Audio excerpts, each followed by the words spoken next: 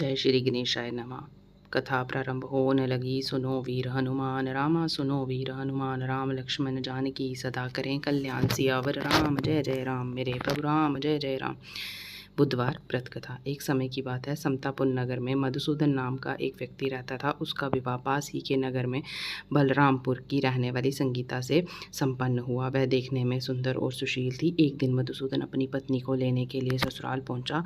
वह उसी दिन अपनी पत्नी को विदा करने की जिद पर अड़ गया, लेकिन उस दिन बुधवार था। पत्नी के घर वाले समझाने लगे कि बुधवार के दिन यात्रा करना अशुभ होता है, पर वह नहीं माना। संगीता के घर वालों को उस बुधवार के दिन ही विदा करना पड़ा। इस तरह वह दोनों बैलगाड़ी में बैठकर जाने लगे। कुछ दूरी तय करने के बाद रास्ते में बैलगाड़ी का एक पहिया टूट गया। फिर दोनों गाड़ी से उतरकर पैदल यात्रा करने लगे। इस बीच संगीता को प्यास लग गई। तभी मधुसूदन पानी लेने गया। जब वह पानी लेकर लौटा तो हैरान रह गया। उसने देखा कि उसकी पत्नी के साथ उसका कोई हमशक्ल बैठा है। पास जाकर उसने हमशक्ल से पूछा कि कौन हो। इस पर उस आदमी ने कहा कि उसका नाम मधुसूदन है और वह संगीता का पति है। इस पर मधुसूदन भड़क गया और बोला कि यह झूठ है, असली मधुसूदन तो मैं हूँ। मैं संगीता के लिए पानी लेने गया था। इस पर हमशक्ल ने कहा कि वह तो पानी लेकर संगीता को पिला भी दिया। अब इनमें संगीता को असली पति होने को लेकर झगड़ा होने लगा। तभी उस नगर के राजा का एक सिपाही वहां पहुंचा। उन्होंने संगीता से पूछा कि उसकी असली पति के बारे में सवाल किया। तब वह दुविधा में थी। इस पर संगीता ने कोई जवाब नहीं दिया। फिर सिपाहियों ने उनको राजा के दरबार में पेश किया।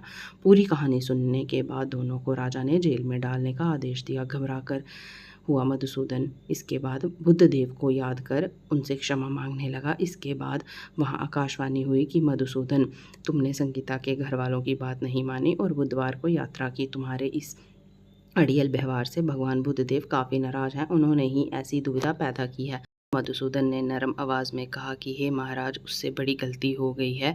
वह आज के बाद से कभी भी बुधवार को यात्रा नहीं करेगा और हमेशा बुधवार के दिन व्रत भी रखेगा। क्षमा मांगने पर बुधवार का क्रोध शांत हो गया। भगवान ने फिर मधुसूदन को क्षमा कर दिया। राजा के दरबार में मौजूद उसका हमशक्ल भी गायब हो गया। बुद्धदेव की कृपा से राजा ने फिर मधुसूदन और संगीता को विदा कर दिया। राजमहल से जैसे ही वह आगे बढ़े तो रास्ते में बैलगाड़ी भी सही सलामत मिल गई। दोनों एक साथ खुशी खुशी अपने नगर लौटते आए। इसके बाद से वह हर बुधवार का व्रत रखने लगे। उनका जीवन सरल और सुखमय हो गया। उनके काम काज में भी उन्नति हुई। कथा समाप्त होने लगी। सुनो वीर हनुमान रामा, सुनो वीर हनुमान राम लक्ष्मण जानकी सदा करें कल्याण। सियावर राम जय जय राम, मेरे प्रभु राम जय जय राम।